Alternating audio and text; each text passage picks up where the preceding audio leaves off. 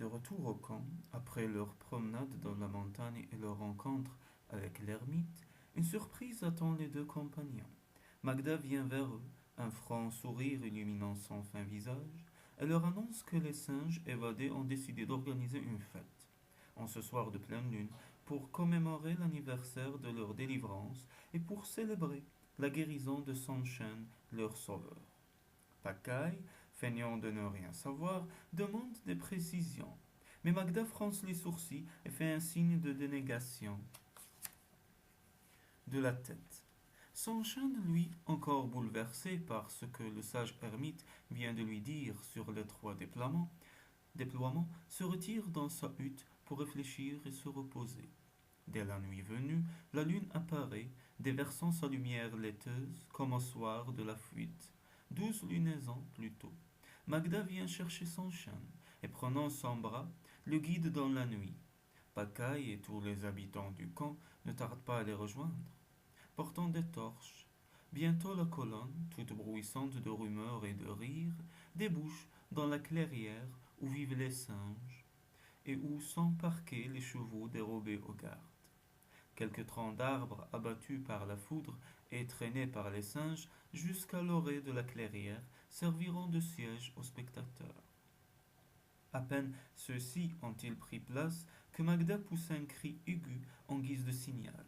Aussitôt, sortant du couvert des arbres, 3 chevaux, montés chacun par un singe déboulent dans la clairière.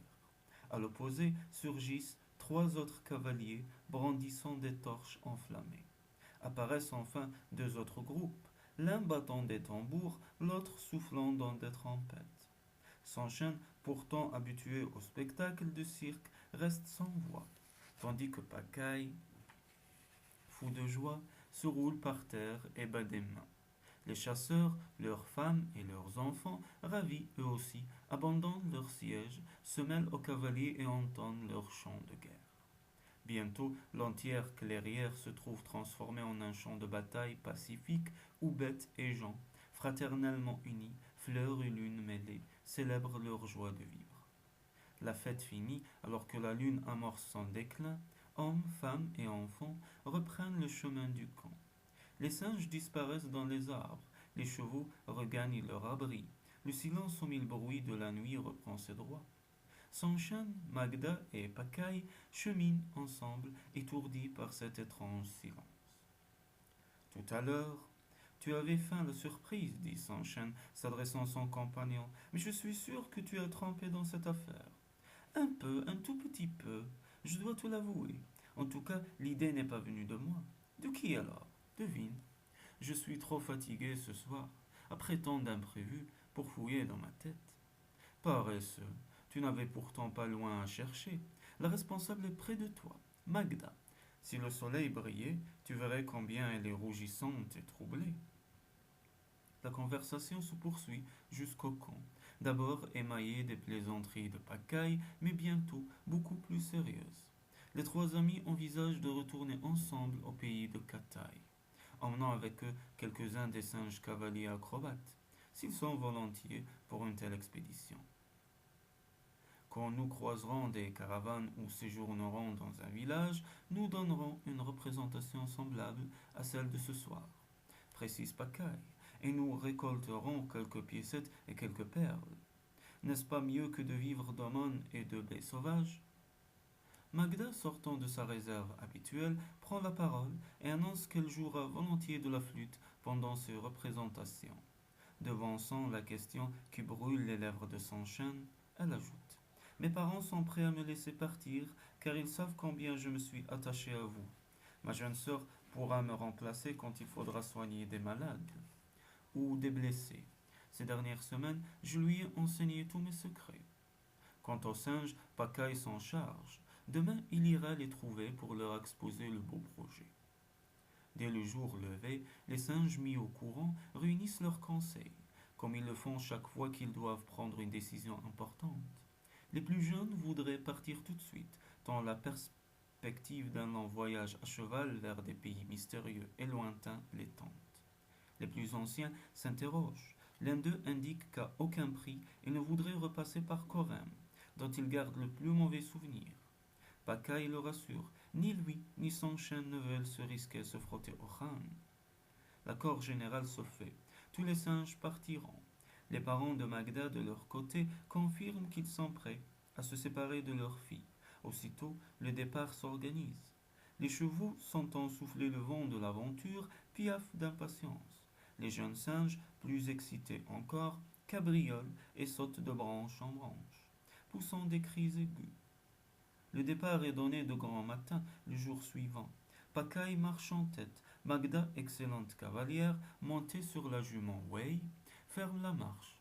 S'enchaîne avant de rejoindre la colonne, s'attarde un moment avec les chasseurs et avant de partir, il embrasse celui qui, un an plus tôt, lui avait décoché une flèche presque mortelle.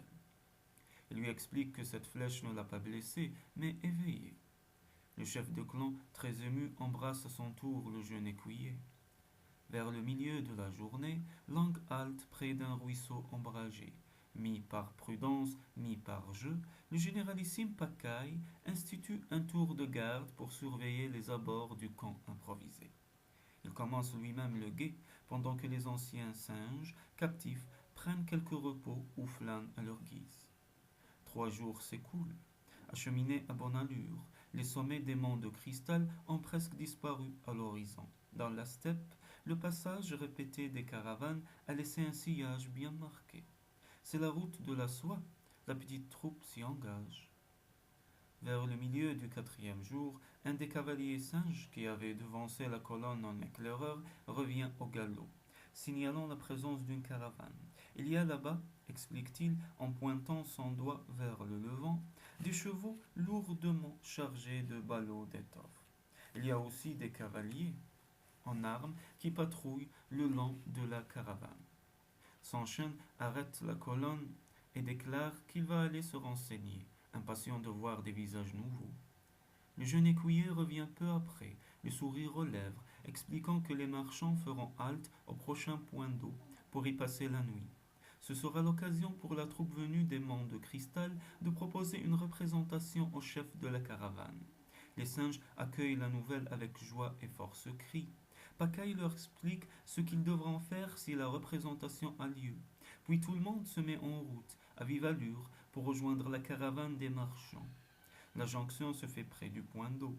Les marchands sont originaires de Cataille, qu'ils ont quitté depuis bien des lunes.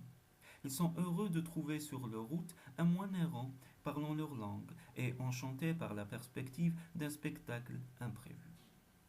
Le jeune écuyer présente la troupe, expliquant qu'il s'agit d'une troupe foraine comme personne n'en a encore jamais vue, puisqu'elle est entièrement composée de singes. Le spectacle commence en forme de jeu, claqué sur la fête du soir de pleine lune, dans la clairière des monts de cristal. Vêtus de tuniques bariolées, jonglant avec des torches enflammées ou frappant sur des tambours, certains assis, d'autres debout sur leurs chevaux, les singes transformés en dragons, caracolent et miment le désordre joyeux qui prévalait au temps lointain de la création du monde.